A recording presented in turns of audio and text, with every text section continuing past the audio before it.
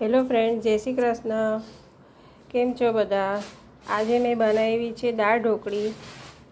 તમે જોઈ શકો છો.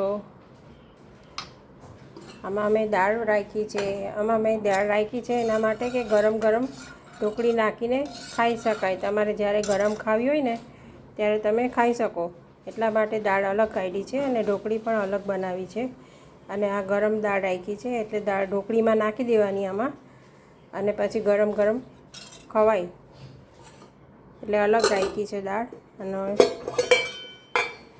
થેપલા બનાવ્યા છે દાળ ઢોકળી સાથે, કે થેપલા, ભાત, પછી આ ડુંગળી ટમેટાનું કાચું, લીંબુ અને આ ભાત. કોમ્બિનેશન છે આ 4 વસ્તુનું દાળ ઢોકળી સાથે ખાવાનું.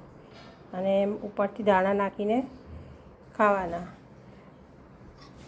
અને આની દાળ ઢોકળીની તમારે મારા ચેનલ ઉપર છે, તમારે દાળ ઢોકળી કાઠિયાવાડી રીતે બનાવવી હોય તો મારી ચેનલ ઉપર છે, તમે જોઈને બનાવી શકો છો. એ બનાવીને મૂકી છે મારી ચેનલ ઉપર. ને આ ગરમ ગરમ ખાવા આવી જાઓ, મજા આવશે ગરમ ખાવાનું. આ દાળ ઢોકળી ગરમ ગરમ જ છે, આવી જાઓ જમવા. ભાત છે, આ કાચું છે, અને છાશ, દહીં છાશ તો છે જ. અને લાઈક કરજો, શેર કરજો અને સબસ્ક્રાઈબ કરજો. અને જય શ્રી કૃષ્ણ. આવજો જમવા. જય શ્રી કૃષ્ણ. ચાલો આવજો.